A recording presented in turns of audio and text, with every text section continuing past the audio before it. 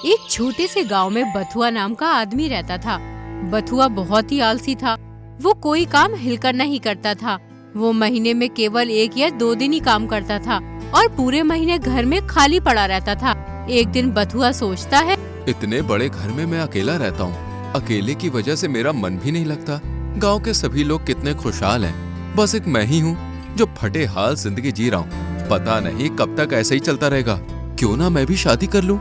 अगर मैं शादी कर लूंगा तो मैं भी अपनी पत्नी के साथ हंसी खुशी अपनी जिंदगी बिता सकूंगा। मुझे अपनी शादी के बारे में अशोक चाचा से बात करनी चाहिए। फिर बथुआ अपने चाचा के घर चला गया और चाचा से बोला, चाचा, अब अकेले रहते रहते मैं थक गया हूँ। मैं सोच रहा था अगर तुम मेरी शादी करवा दोगे तो बहुत अच्छा होगा। लेकिन बथुआ, तू कुछ करता तो है नहीं। 1 दिन काम करता है और 4 दिन घर लेटता है। बथुआ बेटा, मेरी एक बात ध्यान से सुनना। जो लोग घर बसाते हैं उन्हें मेहनत मशक्कत करनी पड़ती है और मेहनत मशक्कत तुम करना नहीं चाहते, तो फिर ऐसे कैसे काम चलेगा। चाचा, मैं आपसे वादा करता हूँ मैं खूब मन लगाकर मेहनत करूंगा और पैसे कमाऊंगा। लेकिन आप मेरी शादी करवा दीजिए जिससे मेरा अकेलापन दूर हो जाए। ठीक है बथुआ, मैं जल्द ही कोई अच्छी सी लड़की देखकर तुम्हारी शादी करवा दूंगा। कुछ ही दिनों में अशोक चाचा ने बथुआ की शादी करवा दी। बथुआ जब अपनी पत्नी को लेकर अपने घर पहुंचा तो बथुआ के घर की हालत देखकर उसकी पत्नी सुषमा घबरा गई। वो सोचने लगी, हे भगवान, ये घर है या कबाड़ खाना? क्या हाल बना रखा है घर का। क्या हुआ सुषमा, तुम क्या सोच रही हो? आज से घर तुम्हारा ही है। अब तुम आ गई हो तो तुम्हारी वजह से घर भी खुशहाल हो जाएगा। अब तुम आराम कर लो, मैं किसी काम से बाहर जा रहा हूँ। थोड़ी देर में वापस आ जाऊंगा। सुषमा पूरे घर की अच्छी तरह सफाई करती है और फिर खाना बनाती है। अपनी पत्नी के हाथ का खाना खाकर बथुआ सोचने लगता है, आज वर्षों बाद इतना स्वादिष्ट और पेट भर के खाना खाया है। अब मुझे किसी चीज की चिंता करने की जरूरत नहीं है। रोज सुषमा के हाथ का गर्मा गर्म खाना खाया करूंगा। यूं ही कुछ दिन बीत गए। जब सुषमा ने देखा कि उसका पति सारा दिन घर में पड़ा रहता है, कहीं काम धंधा करने नहीं जाता, तो एक दिन सुषमा अपने पति बथुआ से बोली, आप सारा दिन घर पर सोते रहते हैं, ऐसे कैसे काम चलेगा? आप कुछ करते क्यों नहीं हो? भाग्यवान, अभी थोड़े दिन पहले ही मैं ये सोच रहा था कि मुझे काम की तलाश करनी चाहिए। कब तक सोचते रहोगे? ऐसे सोचने से घर नहीं चलता है, काम धंधा करने से चलता है। अब केवल थोड़ा सा ही आटा बचा है जिससे 2-4 दिन की ही रोटी बन सकती है। अगर तुम काम नहीं करोगे तो भूखा मरने की नौबत आ जाएगी। अरे भाग्यवान, तुम चिंता मत करो। ईश्वर ने चाहा तो मैं जल्द ही कोई काम तलाश कर लूंगा। यूं ही कई दिन बीत जाते हैं। सारा घर का राशन खत्म हो जाता है। सुषमा अपने पति से कहती है, अब घर में भोजन बनाने के लिए कोई भी सामान नहीं है। मेरी समझ में नहीं आ रहा है कि मैं क्या पकाऊं और क्या तुम्हें खिलाऊं। लगता है अब तो भूखा ही रहना पड़ेगा। तुम परेशान मत हो सुषमा, मैं अभी घर के राशन का इंतजाम करके आता हूँ। इतना कहकर बथुआ घर से चला जाता है। घर की यह हालत देखकर सुषमा सोचने लगती है, हे भगवान, मैंने क्या सोचा था और ये क्या हो गया? ये आदमी तो एकदम निखट्टू है। इसके साथ जिंदगी कैसे कटेगी? ये तो कुछ काम धंधा करना ही नहीं चाहता है। कुछ ही देर में बथुआ सामान से भरे 2 झोले लेकर अपने घर आता है। इतना सारा राशन का सामान देखकर सुषमा अपने पति से बोलती है, आपके पास तो 1 भी पैसे नहीं थे, तो फिर आप ये सामान कहाँ से लेकर आए? अरे भाग्यवान, मैं ये सारा सामान अपने दोस्त सुधीर की दुकान से उधार लाया हूँ। जब मैं कोई काम करूँगा तो उसके पैसे लौटा दूंगा। तुम ये उधार लाए हो? किसी का उधार करना अच्छी बात नहीं है। तुम कुछ करते तो हो नहीं, फिर उधार कैसे चुकाओगे?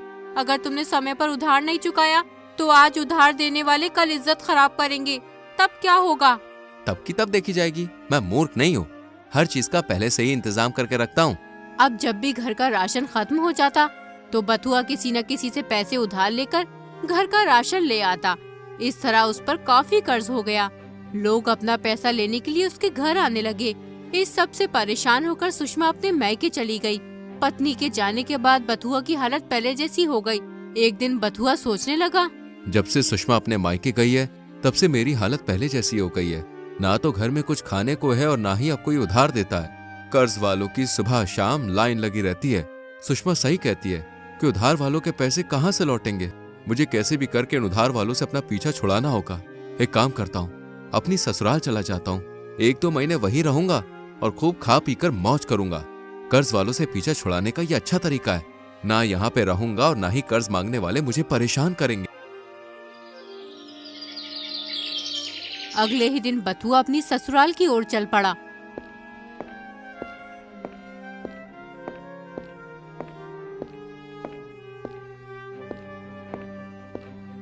चलते चलते वो बहुत थक गया।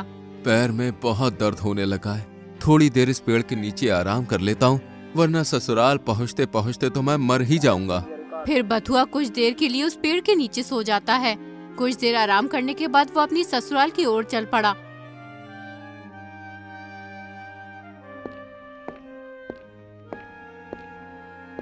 थोड़ी दूर चलने के बाद बथुआ फिर से थक गया। कोई सवारी भी तो नहीं है जिस पर बैठकर मैं अपनी ससुराल जा सकूं। तभी बथुआ की नजर एक घोड़े पर पड़ती है। घोड़े को देखकर बथुआ खुशी से झूम उठता है। अरे वाह, कितना खूबसूरत घोड़ा है। इससे बेहतर सवारी मेरे लिए और क्या हो सकती है। लेकिन ये घोड़ा है किसका? इसका मालिक कहीं नजर नहीं आ रहा। लगता है ये अपने मालिक की नजर से बचकर भाग गया है। वाह ऊपर वाले वाह, आज तो मजा ही आ जाएगा इस घोड़े की सवारी करके। फिर बथुआ उस घोड़े के पास जाकर उसके पीठ पर बैठ गया। अरे वाह, ये तो बहुत ही सीधा और मासूम घोड़ा है। इसने मुझे अपनी पीठ पर कितनी आसानी से बैठा लिया। अब तो मुझे अपनी ससुराल पहुंचने में बहुत ही कम समय लगेगा। आ मेरे सीधे और शरीफ घोड़े, चल जल्दी मुझे मेरी ससुराल पहुंचा दे। उसके बाद मैं तुझे पेट भर के काले चने खिलाऊंगा। बथुआ के कहते ही घोड़ा चलने लगता है। फिर वो बहुत तेजी से भागता है। घोड़े की रफ्तार इतनी ज्यादा हो जाती है कि बथुआ की हालत खराब हो जाती है। फिर बथुआ घोड़े की पीठ से नीचे जमीन पर गिर जाता है। हाय, मार डाला कमबख्त ने। मैं तो इसे बड़ा सीधा समझ रहा था। लेकिन ये तो एक नंबर का बदमाश निकला। आज मैं इस घोड़े की ऐसी मरम्मत करूंगा कि ये भी जिंदगी भर याद रखेगा कि मेरा भी बथुआ से पाला पड़ा था। रुक, अभी रुक, तुझे मैं अभी मजा चखाता हूँ। फिर बथुआ ने उस घोड़े को एक पेड़ से बांध दिया। उसके बाद उसे पीटने लगा। एकदम बथुआ के दिमाग में ख्याल आया कि कहीं इस घोड़े का मालिक मुझे घोड़े को पीटता हुआ देख न ले। अगर इसके मालिक ने मुझे देख लिया तो मेरी खैर नहीं होगी। फिर बथुआ उस घोड़े को पेड़ से बांधकर अपने ससुराल की ओर निकल पड़ता है। कुछ ही देर में वो अपने ससुराल पहुंच जाता है।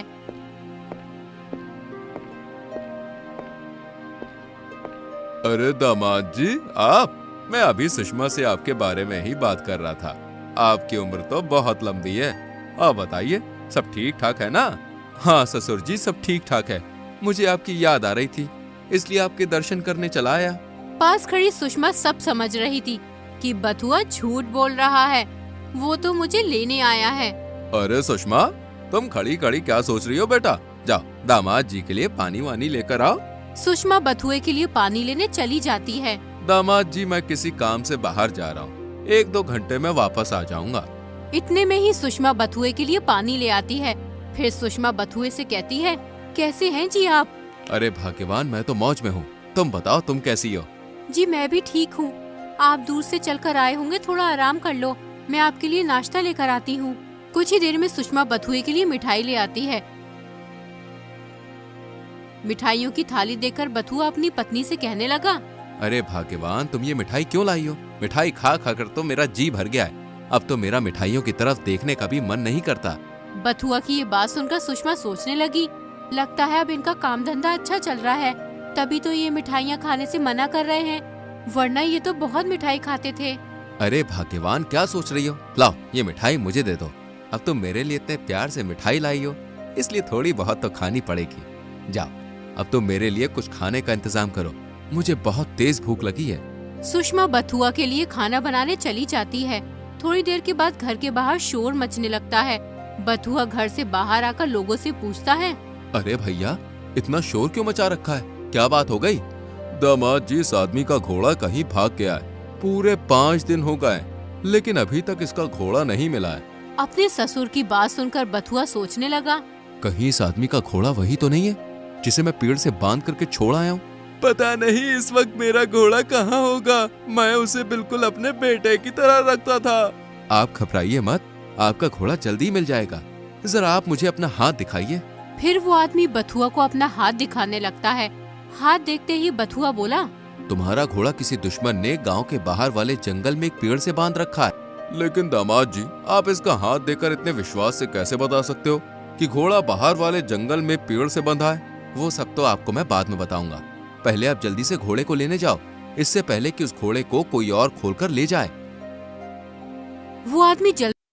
वो आदमी पास वाले गांव के जंगल में पहुंच जाता है और कुछ देर तलाश करने के बाद एक पेड़ से बंधा हुआ घोड़ा उसे जैसे मिल कि जाता बथुआ है। ने बताया था। उसके बाद वो आदमी अपने घोड़े को लेकर गांव की ओर चल पड़ता है और फिर अपने घोड़े से कहने लगता है, अरे मेरे प्यारे घोड़े, मैंने तुझे कहां कहां तलाश नहीं किया, हर जगह ढूंढा, लेकिन तू मुझे कहीं नहीं मिला। अगर सुषमा का पति मुझे नहीं बताता तो शायद तू मुझे कभी मिल ही नहीं पाता। तेरे बगैर तो यार मैं बिल्कुल अकेला पड़ गया था। वो आदमी घोड़े को लेकर घर आ गया और खुशी खुशी गांव वालों से कहने अरे लगा, भाइयों, सुषमा का पति तो बहुत ही बड़ा अंतर्यामी है। उसने मेरा हाथ देखने मात्र से ही मेरे घोड़े का पता बता दिया। अगर तुम्हारी भी कोई परेशानी हो या कोई चीज खो गई हो तो तुम सुषमा के पति को अपना हाथ दिखाकर उसके बारे में पता कर सकते हो। ये बात सुनकर सभी गांव वाले बथुआ की प्रशंसा करने सुषमा भी लगे। अपने पति की प्रशंसा होते देख खुश हो गई।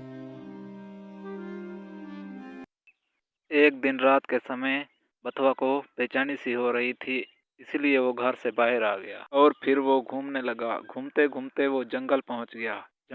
जंगल में उसका सामना चोरों को से देखकर हो गया। बथुआ बहुत घबरा गया। चोरों के सरदार ने बथुआ से पूछा, कौन हो तुम और इतनी रात में जंगल में क्या कर रहे हो? बथुआ बहुत ज्यादा डर गया। वो सोचने लगा, अगर मैंने इन्हें सच नहीं बताया तो ये चोर मुझे मार डालेंगे। ऐसा करता हूँ, झूठ बोल देता हूँ कि मैं भी चोर हूँ। तुम्हें सुनाई नहीं दिया मैंने क्या कहा? अरे भाई, गुस्सा क्यों कर रहे हो? मैं भी आप ही की तरह एक चोर हूँ। फर्क सिर्फ इतना है, तुम लोग मिलकर चोरी करते हो और मैं अकेला।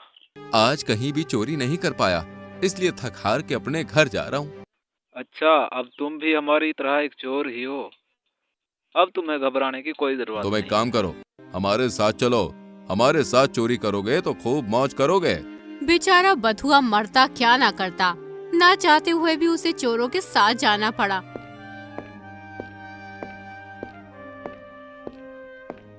फिर चोरों का सरदार बथुआ से बोला, देखो बथुआ, आज से तुम हमारे साथी हो।